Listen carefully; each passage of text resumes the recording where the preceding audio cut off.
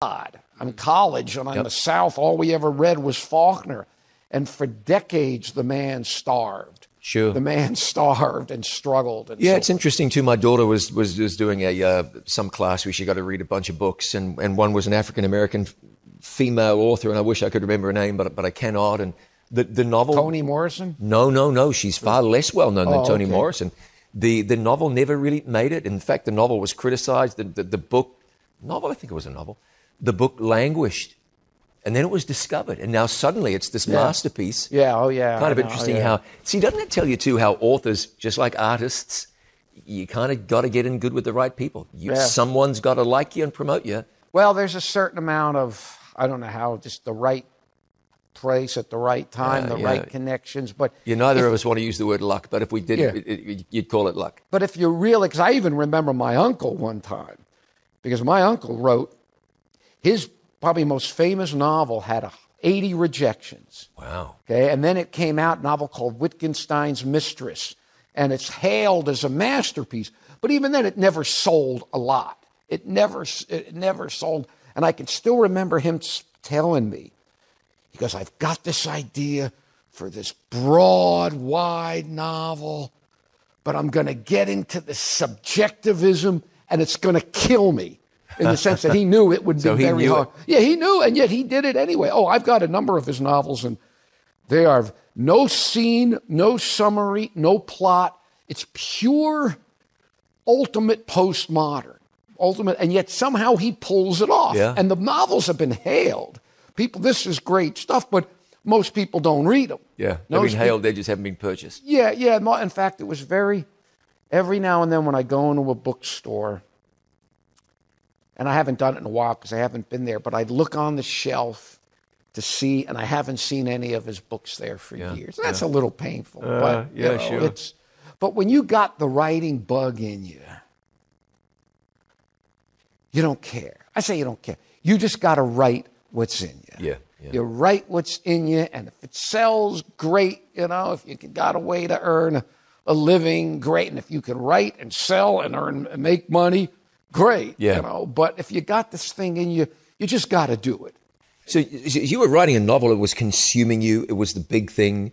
Did you imagine then, this is what I'm going to do for the rest of my life? Or was it just a novel? Was this a Oh, no, I knew project? I was going to write novels for the rest of my life. Yeah. Oh, that was my intention. Whatever happened with this one, I mean, I was going to start another one, And, I was determined. That's the only thing I liked doing, the only thing I had any real talent for. And I poured myself into it,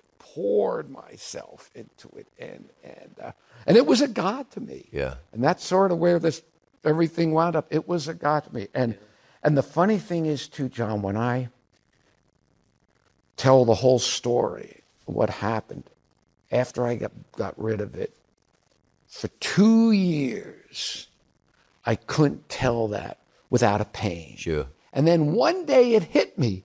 Wow, this doesn't hurt me anymore. Well, there are going to be people who are wondering what you mean by I got rid of it. So what did you do with this novel? Well, the bottom line, and this is a whole long spiel, I was in the midst of all the writing, I was always somewhat of a seeker. I thought about it the other day when I talked to some of my old friends. And they said, well, Cliff, the one thing we remember you as, you were a seeker. And I did an incredible amount of traveling when I was young. Oh, yeah? Oh, I just traveled all over. Abroad? You went overseas? Yeah. When I was 17 years old, I saved up my money from high school. Enough money, I went over to Europe with a friend of mine. I ditched him. After 2 weeks. He was bugging me. I'd rather be alone. So I wandered around. I never saw him again. And you were 17 wandering around He was Europe. 18. Yeah, I was 17. And wandering around Europe, 17. Yeah, and that's it was young. great. It was fine. I Sure. didn't have any problems. And then I came back. I went to school for 2 years, saved some money, and went back and lived overseas in Europe and worked over there. Then I went back, finished college, and went over to Europe again and wound up in Israel. And I did a lot of... Yeah. And somebody once said to me once, they said, what are you looking for? And I hadn't thought about it like that, but I think I was a seeker, but I really was a seeker for truth. Yeah. And what was funny was I grew up, I was very postmodern. And, you got your truth, and that's your truth. I got mine. And I was about 21 years old, and I tell the story. I was in a pizza parlor in Gainesville, Florida, and I was eating a pizza, and I was reading a philosopher, and the philosopher said something that kicked into my mind that, hey, there's the pizza on the table. Something explained the pizza. Sure. Okay, something somewhere out there, maybe nobody can know where the pizza came from or whatever, but somewhere there was an answer for it. And then it hit me. There's the universe. There's the reality. There's something here. Maybe it's all an illusion. Maybe we're all in the matrix, and that's fine. That would be the truth. But it hit me that there had to be a truth. And for some reason, I remember thinking to myself, if it were humanly possible, because my realization that truth had to exist is a complete, the fancy word ontology. Sure. There's there's something here. Yep. But that's a totally separate thing from another fancy word, epistemology. Sure. My knowledge The theory of knowledge. Yeah. Yeah. The fact that it was there was a totally separate question from whether I could know what it was. And I realized I might not ever know what it was. But I thought to myself, if I could know what it was, I wanted to know it. I didn't care where it led me, what it cost me, what I had to suffer, what I had to give up. Well, it was going to lead you, and it was going to cost you. Yeah. Well, I mean, ultimately, you understand what I Yeah. mean by that, but in the immediate term, it was going to cost you. So how do you find yourself peering into a Bible and saying, I think this might be the revelation of what's true? That gets to be, I was a born again believer before I even knew I was a sinner. Okay, I was born, and the bottom line was, you asked about the novel. That novel was my God. Okay, and then I had some amazing experiences. Just when I tell my story, people look at me like they almost can't, but they think some people have accused me of lying. I've had people say that got me open to that there was something out there. For example? Oh, well, maybe we'll catch that the next, because to try to explain that. It's that big, huh? Yeah. You asked me that because I just need a little bit more time for that. But I had these things that opened me, and the bottom line was, I came home to my room one night to work on this novel. I had put 2.5 years of my life in the novel. It meant more to me than life itself. And I remember I was having these spiritual experiences. I was open to something spiritual. I sat there, and right before I started to work, I closed my eyes and I uttered a little prayer. I didn't know who I was praying to, whatever. And in the back, see, the devil had me. I was having these occult experiences. I was in the occult, and I even started writing about the occult. So Satan had me. And then somehow in the back and forth of the great controversy, that little prayer was all the opening God needed me. And at that moment, the presence of the Lord Jesus Christ came to me in the room. And in that instant, he showed me I knew exactly who he was and what he wanted. And he said, Cliff, you've been playing with me long enough. If you want me tonight, burn your novel. Because he showed me that novel was my God. And you shall have no other gods before me. Now, I didn't know that Bible text. I didn't know if Moses was in the New Testament or the Old Testament. That's how biblical illiterate I was. But I knew I met God that night. And he showed me instantly, this novel was my God. And I just knew I can't do both. And it was totally free choice. Two things came through to me that night. And I can wax eloquent for hours on philosophically why free will is impossible. Okay, even though I believe it, because my faith makes no sense without it. And plus, that night, I knew it was totally my free choice. I knew it was as clear to me. And the other thing, too, which is very spooky to me, I knew that if I don't do it now, I'll never have this opportunity again. Sure. Yeah. But how did I know that? I was having occult experiences. I took the God-given gift that God had given to me. That's a little redundant. But I started writing about my occult experience. I started weaving it into the novel. So in the bottom line, I could have spent the past 40 years writing for the other guy, for the other side, instead of for the Lord. And had I been doing that, I wouldn't have gotten out. No. And you felt that at that time. You felt like this is now or never. Yeah, for whatever reason. I mean, door is open. knowing nothing. I didn't even know. I didn't even know I was a sinner. But I knew if I don't do this now, I'll never have another opportunity. There's more. We got to hear them more. We've got to hear them more. And we want to hear about them more. There's plenty more. Don't go too far. I'll be back in just a moment with more with Clifford Goldstein.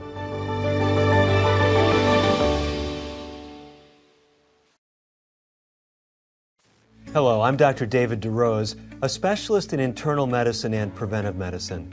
And I've been surprised over the years in working with patients and studying the medical research in the life of those that you love. You know that at It Is Written, we are serious about studying the Word of God, and we encourage you to be serious as well. Well, here's what you do if you want to dig deeper into God's Word. Go to itiswritten.study for the It Is Written Bible Study Guides online. 25 in-depth Bible studies that will take you through the major teachings of the Bible. You'll be blessed, and it's something you'll want to tell others about as well. Itiswritten.study. Go further. Itiswritten.study.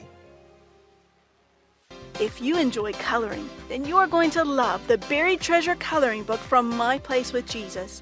The Buried Treasure Coloring Book has more than just pictures to color. You'll also enjoy activity pages, each accompanied by their very own audio story. Mr. Dixon came across a small, well-weeded rice patch out in the middle of a field. Get ahead of a rainy day or a relaxing evening as a family and order the Buried Treasure Coloring Book from It Is Written.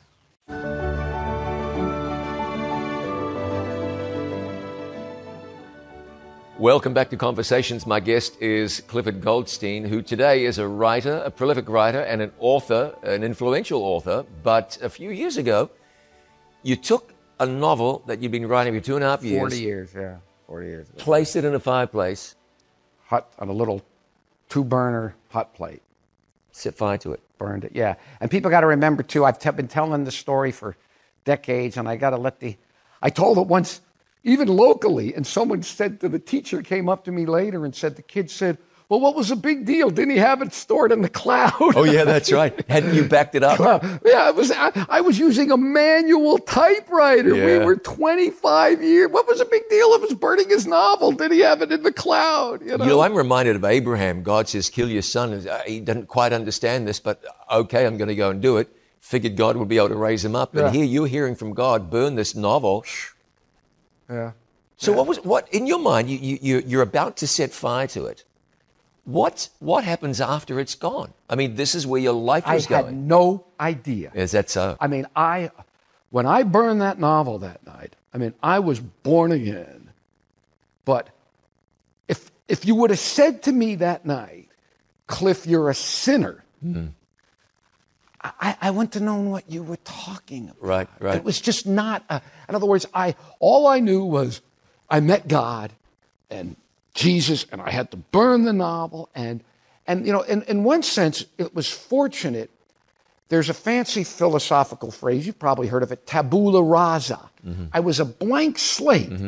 Mm-hmm. I mean, I knew almost nothing about Christian theology, Christian thought. I mean, I knew nothing. And so I was wide open to learn the truths that I learned. I didn't have years of false teaching. Right. You didn't have a lot of unlearning to do. Yeah, oh no. Hey, but what that means also is that you could be influenced in any direction. Oh. You didn't have any parameters to keep you this way or that way. I was involved. I was total. But I had all this zeal. Yeah. And the next thing, people who knew me.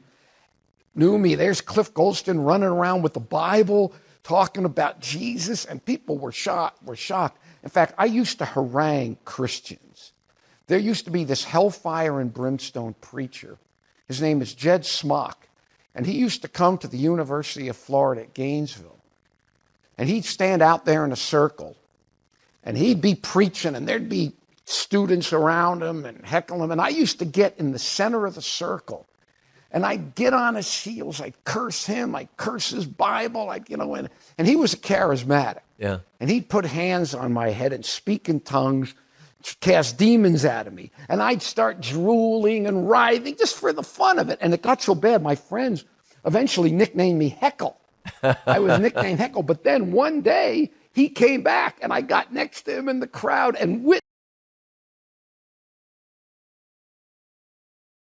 to the students about my belief in Jesus. There's a turnaround. I'm interested to know why you bothered to heckle a guy when you didn't have any strong religious leanings of your own. Well, he had said to me something one time. He had said to me something.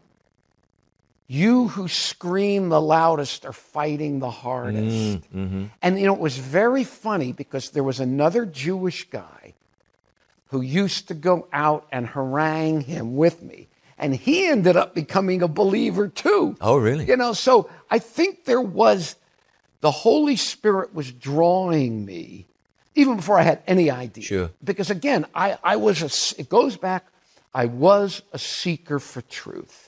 It hit me that truth had to exist. For some reason, I don't like to use the word sacred because that denotes too much the idea of something religious. It was almost a duty, a secular duty. Yeah. Truth exists. You need to go to try to find a way to find it if you can. And I never ended up thinking it would be Jesus. So how did you find Jesus then? If Jesus was the truth you found, was the truth I knew you it found. was him who came to me that night. Okay. That night. I mean, I knew it was Jesus. So where did you start? Well, I had met, here's something that some of your listeners will appreciate. I started having occult experiences. Okay, and I'm thinking, wow, maybe the occult, maybe spiritualism is where the truth is that I'm looking for. And so I one day walk over to the library at the University of Florida. Even though I wasn't in school, I could still go into the library. And I'm going to get a book on the occult. Well, as we talked earlier, I was a starving writer, and I needed a job. And, and I did not like vegetarians, okay? I didn't like Christians, and I didn't like vegetarians, okay? And there was a health food store, and I was desperate enough to thought, what will the man give in exchange for his soul? I'm going to hang around a bunch of tofu-eating veggie people, but I needed a job. So I go to this health food store and I knock on the door. It was closed, and I had met him the day before under a funny circumstance. And this little guy comes out, and we start talking. And I said to him something about my occult stuff, and he says, "What?" And he pulls me in the health food store, and he locks the door. And we sit down, and he starts talking to me. And I'm telling him about my occult, his astral projections and all that. And he starts warning me about the devil. Well, the devil. I mean, telling me the devil. You might as well told me that Santa Claus wouldn't come down the chimney on Christmas if I'm a bad boy. Right. I mean, it was just, the devil. Sure. In that mind frame. Are you kidding me? And anyway, before I leave, he says, "Read this book." And he hands me a book. Okay, and as a writer, I'm a reader. I mean, I just read to this day. I just read. That's all I do. I have almost no hobbies. I just read. I read and write. So he gives me the book, and I walk over to the library, and I get a book on the occult.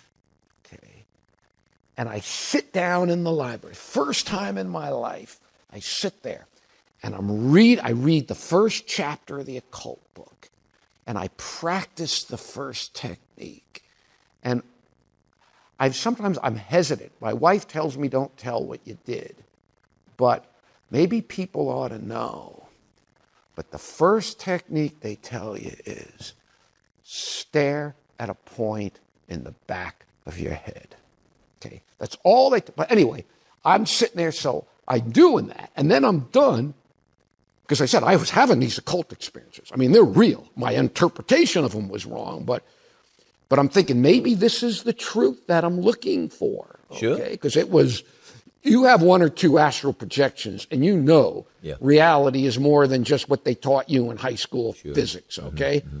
But anyway, to make a long story short, I've got the occult book in one hand for the first time in my life, and I'm going to put it back on the shelf. And literally, in my other hand, for the first time in my life, I got the book the guy handed me in the health food store.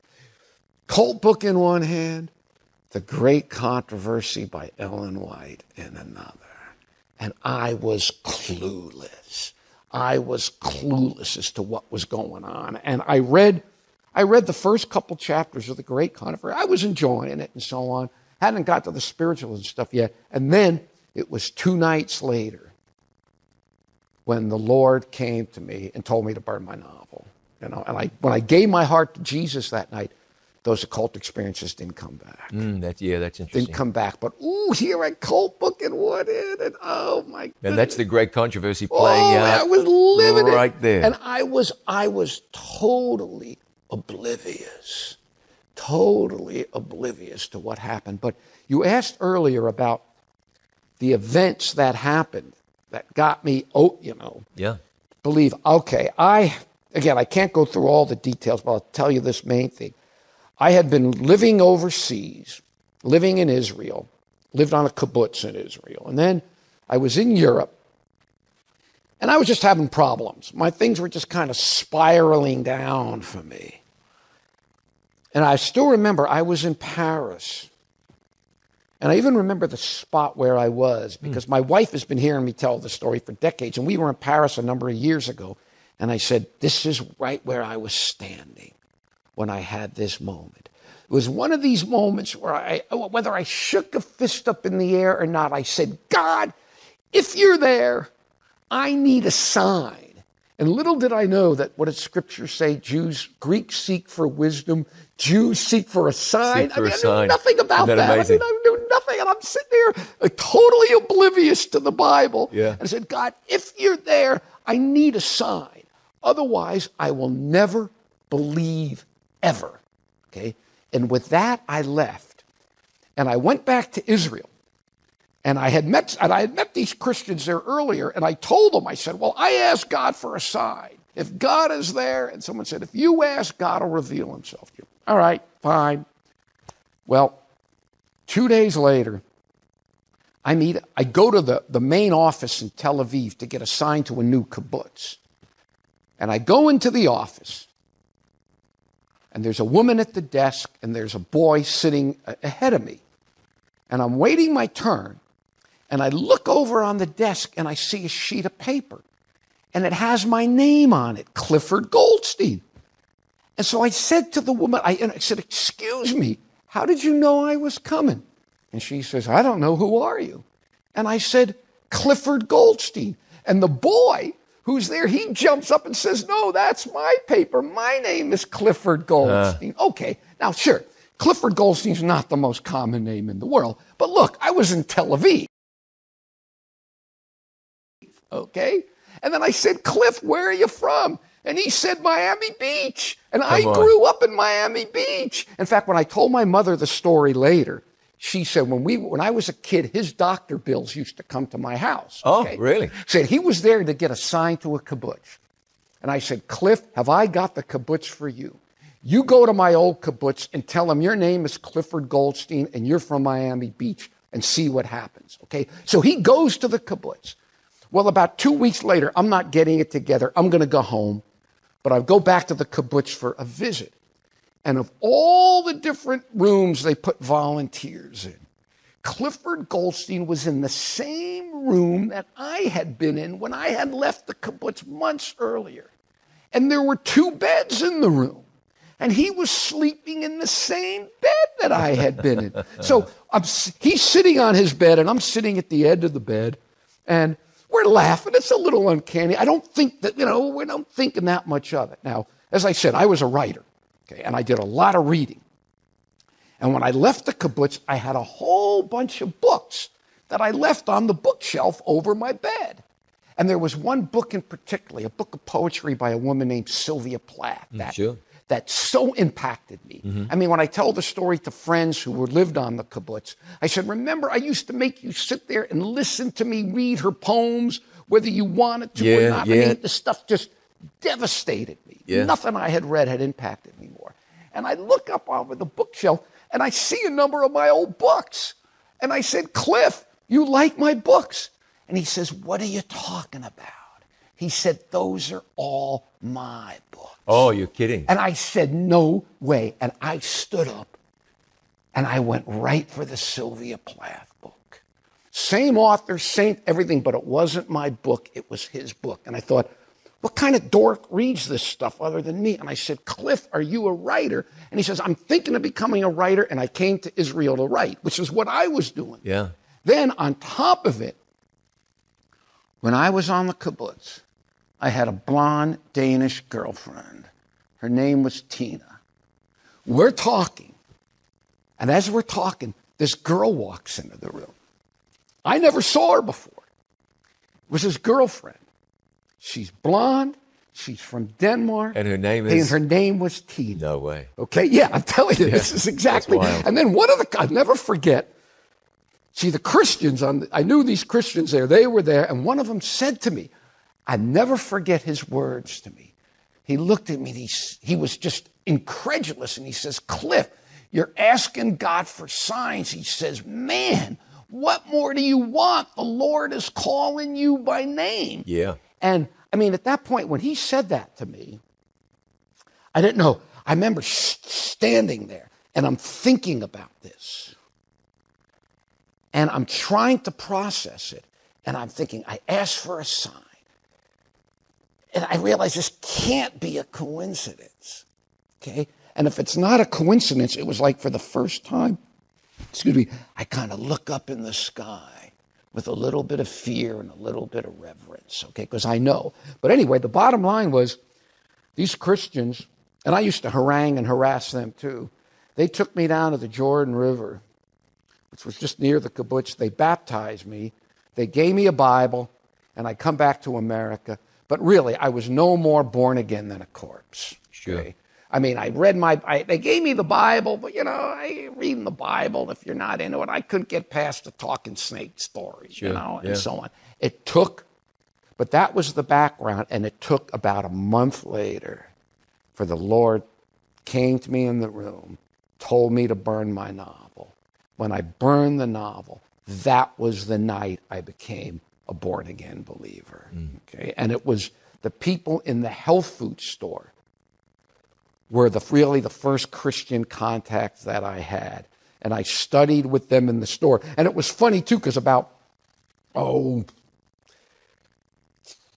maybe a month later, I'm standing in front of the health food store, getting ready to cross the street, and a car drives by. And who do you think's in the car? Clifford Goldstein. Clifford Goldstein. The last time I saw him was in the Galilee. And to this day, I could still see the stunned look on his face. And I think I've tracked him down. He's out in L.A. I've tried to get in touch with him. He just has ignored me and so on. But that got my attention. But even then, that helped open me up to God intellectually. Yeah.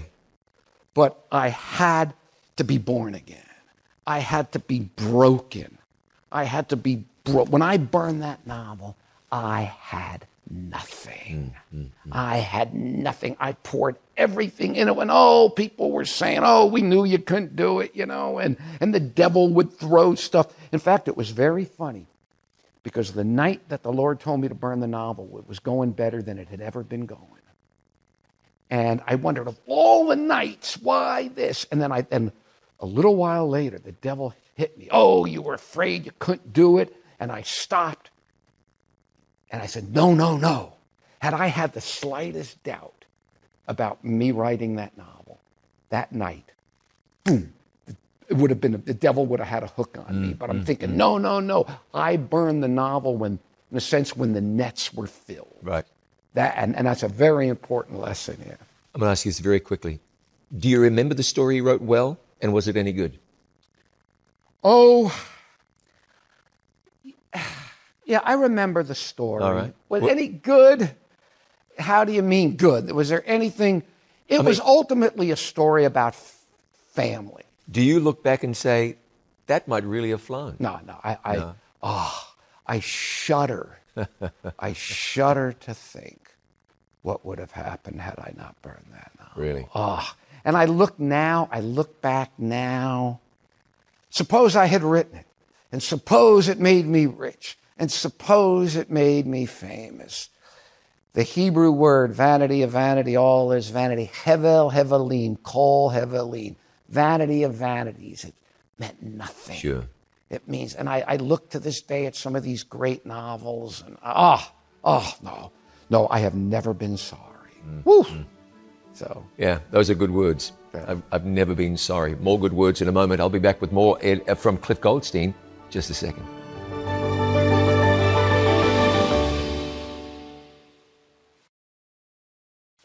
He's the strongest man who ever lived, but he's defined today as much by his weakness as by his strength. Called by God to deliver his people in a time of great apostasy, Samson was gifted with superhuman strength. But Samson's weaknesses were his undoing.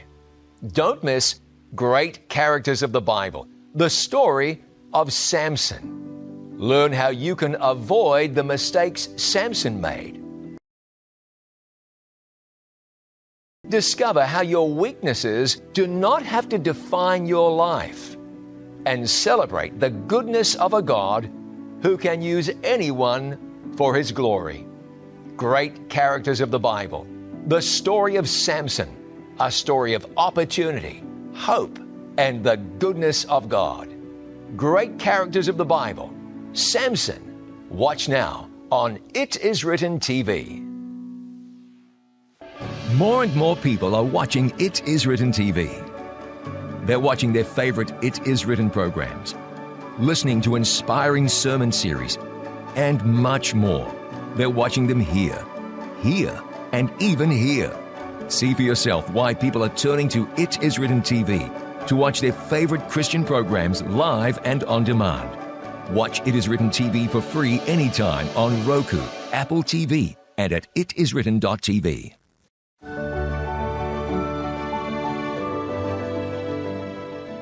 Welcome back to Conversations. My guest is Cliff Goldstein. So, Cliff, you burned the novel. You've become a Christian. I used to work in radio, and I decided I can't do that anymore. I've got to get out. I'm done. So I gave my life to Jesus. No more radio. There was the temptation. Maybe you can still do that. No, not possible. Yeah. But the thought came to my mind, can you do Christian radio? So I toyed with that idea. It wasn't that straightforward. You're not going to be a novelist now, but somewhere back there you had to be thinking, can I write for Jesus? Well, when I burned that novel that night, I died to it. I realized I might not ever write again. Okay, I mean, it was that much of a hold on me. And I was okay with it. Yeah. I had no idea but that's what it took.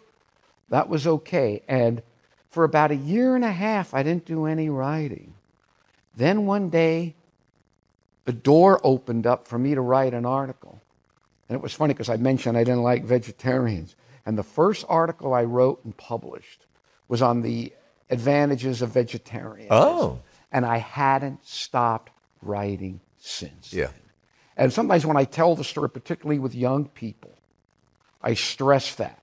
I stress, I died to it, but in the Lord's timing, He gave it back, and that's all I've been doing ever since, is writing ever since. And it's not a God to me. I love it. It's what I do. It's how I earn a living. But it's totally different now. So, yeah. You began to write Christian books. What was the first book you wrote? The first book I wrote was called The Saving of America. And it was a look at last day events through the church's prophetic lens, America in prophecy and so on. And then I wrote a book after called, the title was bestseller. And it was my conversion story for Okay. I wrote that up.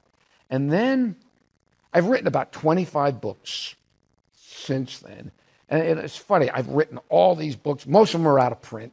Most of them flopped. As I said, you write what's in you. Yeah, I don't care. I write what's in me. But I wrote this one book, and I wrote it in 1988. And to this day, no matter where I go, in fact, I was in Australia about a year and a half ago, and some surfer dude looked like 18 years old with long blonde hair, a wool cap on his head. He comes up to me and he thanks me for this book called 1844 Made Simple. Yeah. And I probably get more people thanking me for that than all my books put together. I want to ask you about that. It's a significant book. It's not a great big book. No. But it's a powerfully important book. Tell me about the why behind that book. Well, that's I joined the Adventist Church in 1980. It was just again how much we go to just the time of crisis and turmoil, and there was this doctrine came under attack and so forth. And I felt like it was central. And I thought to myself, if I can't get this from the Bible and the Bible alone, that was the key thing for me. I can't get this from the Bible, then I'm out of here. See, in many ways, to have joined the church at this time, as painful as it was the best thing that ever happened to me. Sure. Because I was forced early on. I mean, some of the just Sabbath, that's a no-brainer. Sure it is. Yeah. Sabbath is a no-brainer. Easiest thing in the world. Yeah. State of the Dead, oh my goodness. When you look at it. What are the alternatives to that? Nothing makes sense. Yeah. That's Sabbath, easy. State of the Dead, Second Coming, Christ's substitutionary atonement, Sure. And so on. But this was the one. Uh-huh. This was the one the only one that's distinctly ours. All the others you could find someone, and I was as green as can be, but I just went and here's the irony. Very little of what I wrote in that book was anything new. Sure. Was anything that That's right. These were truths that were always there. And Yep. yet somehow over time they got buried. And I just went back and really in many ways, the key to everything is Daniel 2. Sure. Yes, it is. That's you understand Babylon, Media, Persia, Greece. After Greece, there's only one power that comes up after Greece. One power, it changes form, it goes same power all the way to the end of the world. Mm-hmm. Okay? You understand that 90% of the error that comes in. Because Daniel 2, Daniel 7, one power, one beast, all the way to the end. Daniel 8, you got the ram, the goat, the little horn, one power all the way to the end of the world. Right. And you parallel them, you got that basic, and then you've got this massive judgment scene in Daniel 7.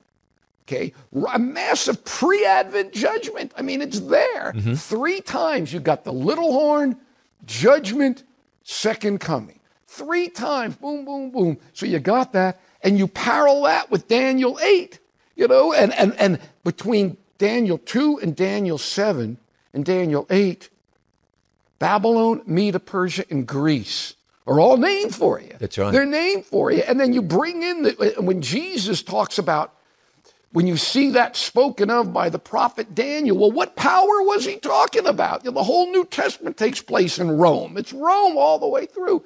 And then when you just parallel Daniel 2, Daniel 7, and Daniel 8, and you parallel that cleansing of the judgment scene in heaven with the cleansing of the sanctuary in Daniel 8, you got it. You're 90% of the way there. Sure. So really, in the end, I think the thing that made that book so successful, it was simple, because I was still new. I mean, I had written like 15 years later. I wrote a book called Graffiti in the Holy of Holies, which was like 1844 Made Simple 15 years later. And it was much deeper. I think it was a better book because I fleshed out, I got the gospel in it. I brought the gospel in, but nobody bought it. Nobody bought it because I think, number one, it was a little too complicated. And by that time, too, things had kind of settled. settled down. Yeah, But- the book spoke to a need, Yeah. a very definite need, and it made simple, yeah. what. So pastors have got to take a little blame for this. Preachers, I think theologians have got to man up and take a little blame for this as well. It should be simple, Yeah. for goodness sake. Yeah. If Jesus didn't say anything about feeding giraffes, he spoke about feeding sheep. Yeah. It's supposed to be simple. Sure. And some of us have a happy knack of taking simple and making it complicated. Yeah. Some of it is ego, I'm sure. Look how clever I Yeah, am. oh, yeah. Why should I come down to your level? I want you to look up at mine and admire me. Yeah, oh, but yeah. I don't know what the rest is. Sometimes it's tradition. Sometimes this is just how we have to do it. The doctrine's got to be simple. The Bible teaching's got to be simple. Jesus taught in such a way that the pointy-headed people got it, but Yeah. also the young people walked away saying, I know what he's talking about. So I think that's part of the that genius was behind really, that book. and I think what helped me too was I was raised and educated. I was able to look at things with fresh eyes. That's right. That's what it was. I was able to look at things with fresh eyes, and so and I still believe it as strongly now as I ever did. Yeah, thank God for that. There's something else you believe strongly, and I want to ask you about this. You write, talk passionately, repeatedly about creation. Creation versus evolution. Creation, not evolution. Why are you so passionate about that? Well, I'll be blunt, and if evolution's true, you don't have to worry about going to hell because there is no hell. Sure. If evolution is true, the Bible is a lie. Jesus is a liar. Paul is a liar. Everything we believe, everything is destroyed by evolution. And see, the honest secular, the Richard Dawkins and some of these guys, I have an immense amount more respect for them than I do for the theistic evolution. Sure. Because these guys, Dawkins knows. He knows there's no way. It's one or the other. Yeah, there's no possible way. And I've been very disappointed there are certain Christian apologists. There's one guy that I have immense amount of respect for in so many ways.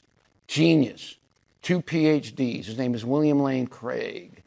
And brilliant apologist. And it just breaks my heart that William Lane Craig has bought into evolution. So I want you to tell me why, in your opinion, these guys do that. Why do they do that? They look at the Bible, the same Bible we look at.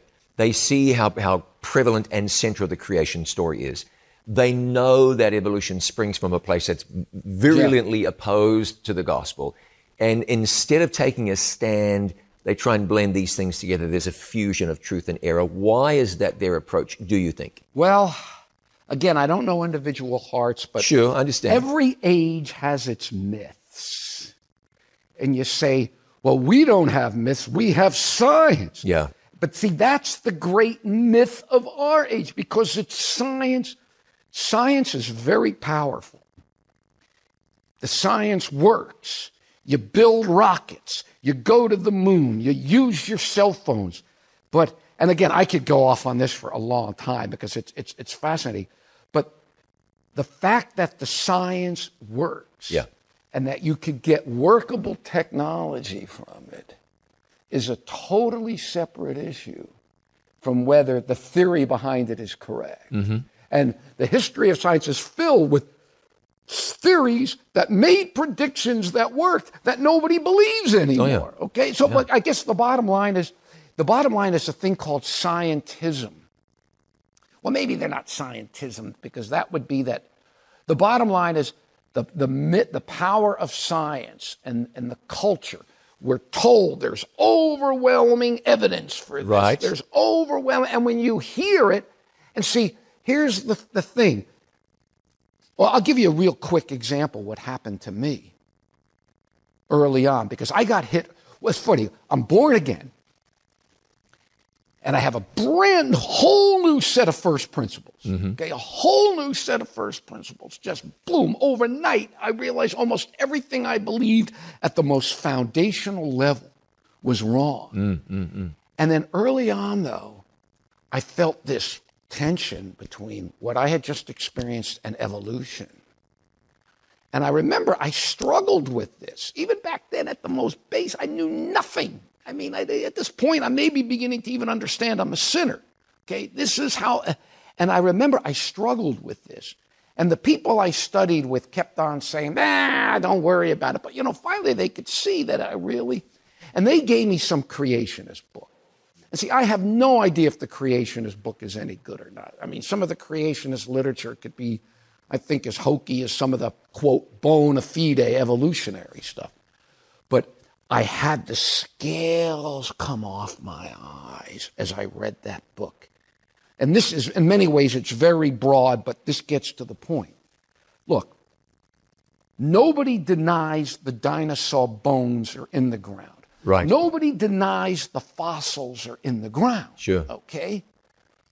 But I was 23, 24 years old.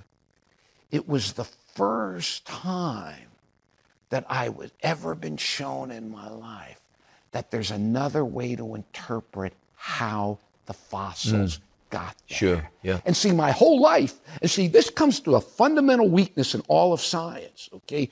That no matter what theory you have, somebody else could come along later and overthrow the theory and give a different explanation for it. And the bottom line is they're told you're able to interpret the evidence in ways to fit evolution. Yeah. Okay? And I just think when you hear it over and over and over and they're shown the stuff, they believe it. Yeah. If evolution is true, then the Bible's a lie. The Bible's a lie. There's no question about it.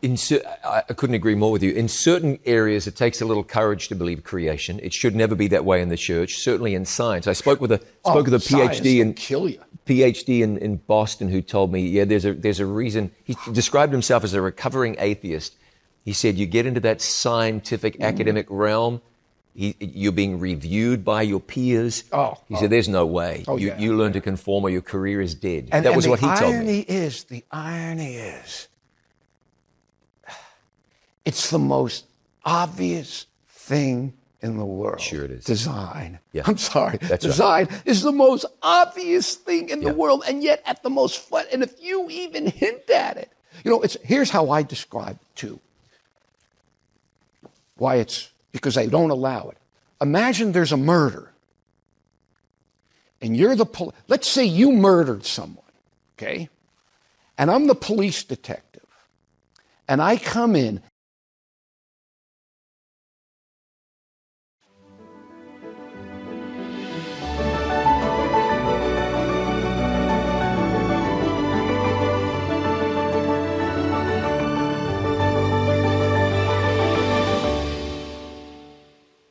So how do you get involved in gambling?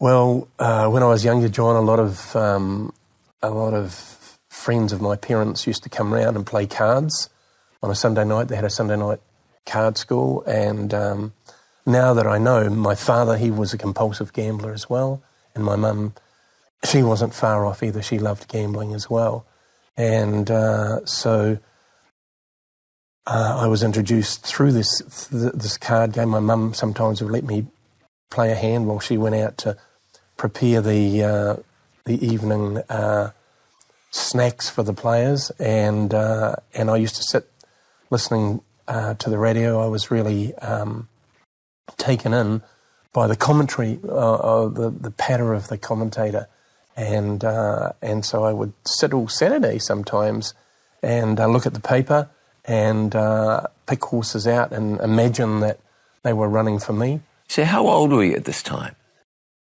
Probably around about 9 or 10, somewhere around about there. Yeah, my grandfather also was a horse trainer, and my father used to, he was a hairdresser, and at the hairdresser shops in those days, there was always lots of talks about sport and gambling and those sorts of things, yeah. So you were a kid, 9 or 10 years old, listening to Sid Tonks or somebody. Yeah, someone like that. Dave Clarkson. Yeah. Commentating on the gallops from around the country. Yeah. But that's all fairly innocent and innocuous. Where did this develop? Well, I'd go to the races with my mum and dad, and the thing to do was to pick up all the tickets on the ground that people had thrown away and try and sort through and hopefully someone had thrown away a winner or something like that, and you could cash it in and get the money. And so at about maybe 13, I started going to the races, 12 or 13, probably 12 actually when I look back now. I started going to the races, and I'd go down and walk horses after the race at the stables, got to know trainers, and they'd give you half a crown for 2 and 6 or 25 cents as it is now, and they'd give you that much money to call their horse around after a race. And so if you did that 4 times, you had what is now $1. Back then it was 10 shillings, but it was $1. And then I started to ask some of the trainers if they thought that their horse would be worth putting $1 on, and they'd say yay or nay. And so I'd get someone, because back in those days you had to be 21 to go and put money on in the tote, and so I'd ask someone, could they go and put $1 on for me? And so that's where it started. And I can remember really the first bet that I had, it won. And it was, I can even remember the name of the horses, and it won. And it's really amazing that at Gamblers Anonymous that I'm involved in now, probably 90% or even more of the people that have come through said that the first time they've gambled, they've won. It's really interesting listening to you say this. I was going to ask you the question, were you successful as a kid gambling, and you were successful in your first bet? You can remember the name of the horse and where you were. Yeah. I can remember the name of the horse I first bought a ticket on. This was at the Porongia races. Oh, yeah, at the Porongia. Where they don't even have a totalizer, they have an equalizer. Yeah. So you spend the money and they give you a ticket that's right. for whatever it is. Yes. And the horse that I had $1 on won. Yeah. And I don't know how, 7 years old? That was it. Yeah. You start to figure out that you can give them $1 and get $5.60 back. Yes. Or more. Yeah. It sets you on a new path. Yeah. Yeah. So you're 13. Yes. And the horse wins. Yeah. And how long before you are, okay, as a teenager, a gambler? Is that instant? Yeah, instantaneous for me, John, yeah. I started to live and breathe horses. But if the home life hadn't been enough, I attended every race meeting that I could.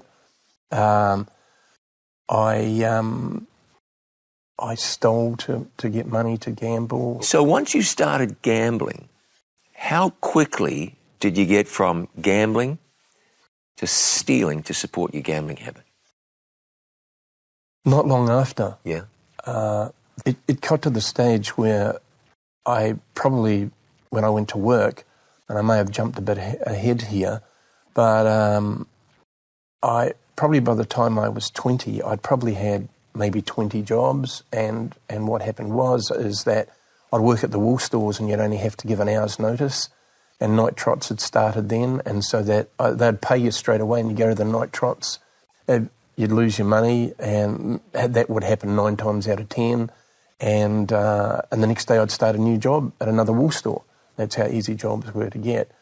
But quite often, I'd go around the back of hotels, steal bottles. Back in those days, you used to get 6pence for a large Coke bottle and 3pence for a small Coke bottle, and I'd take my duffel bag and fill it up, and then go to a dairy and cash up.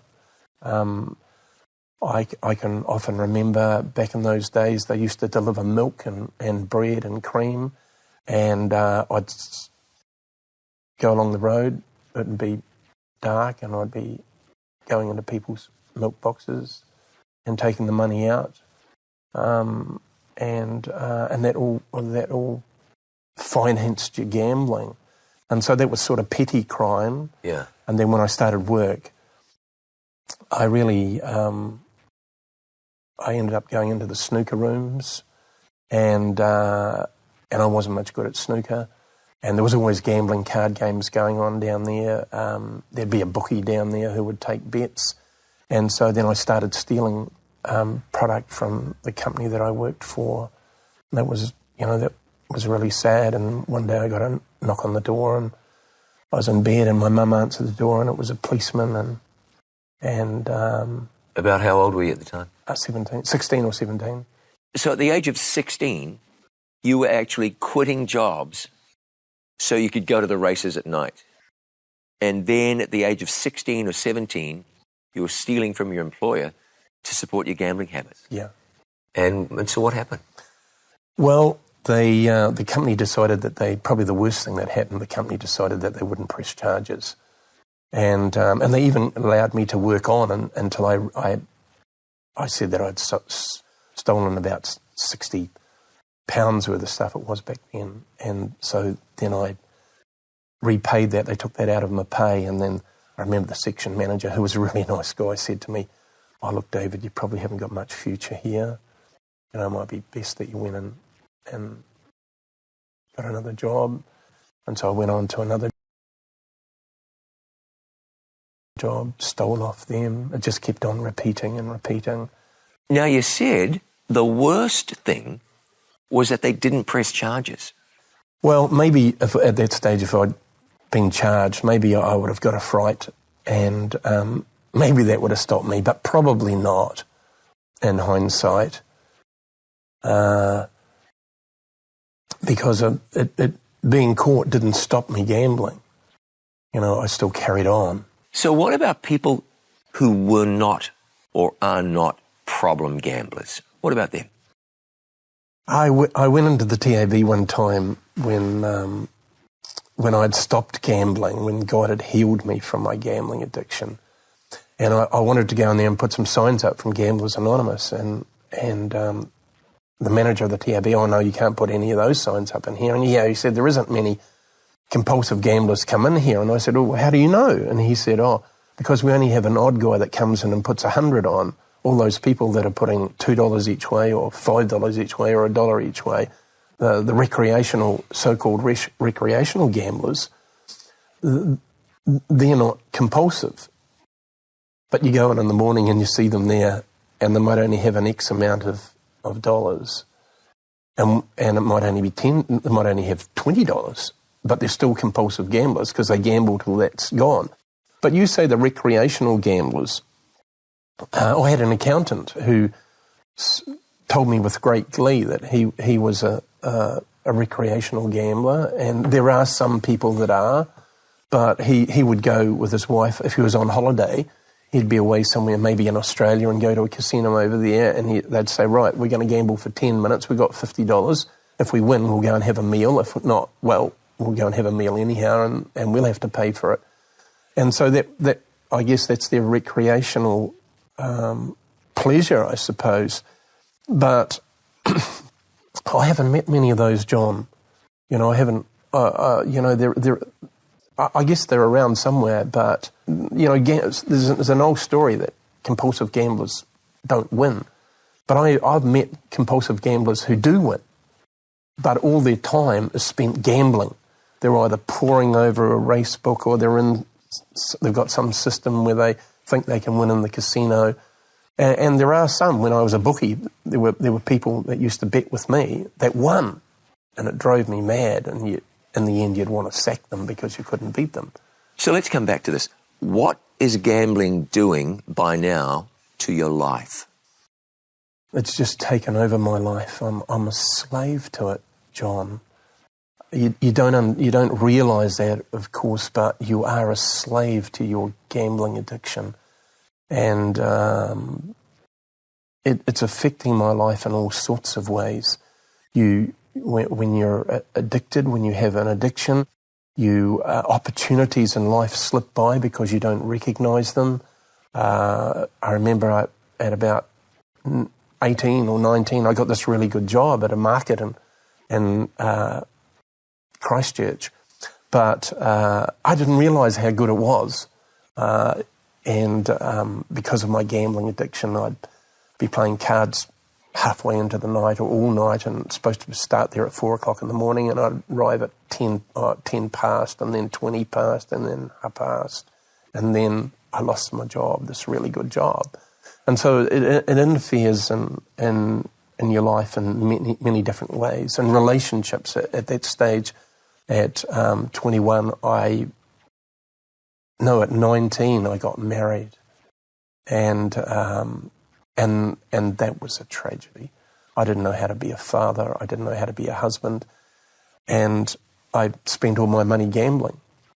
And so my first son, his bassinet was a drawer, and he used to sleep in a drawer because I had no money to buy bassinet for him. And so, that marriage didn't last very long. It was, very dysfunctional. How much of that was due to gambling? All of it. All of it. There weren't any other issues. It was all gambling. And, for food, I'd go from store to store. They used to have little dairies on just about on every corner in most cities. And so you could go in and you're allowed to get £1.10s worth of credit back in those days, which was a pretty good amount. Sure. And so you'd go in and book it up, and then I'd just keep on travelling around in the vicinity that I was in and just kept up booking up things and never paying. How low did gambling take you? The lowest point, probably when I was about 27, I was actually managing a produce department in a supermarket here in Hamilton. And how I kept that job for so long, I don't know, but I guess God had given me a talent in that area. And then at 27, my marriage ended.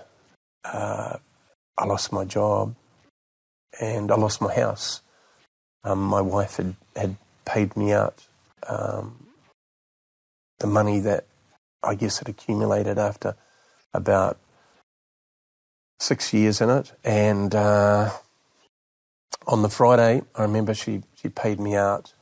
I just forget how much it was, but I went to the Tauranga races the next day and lost it all. So that was a pretty low point.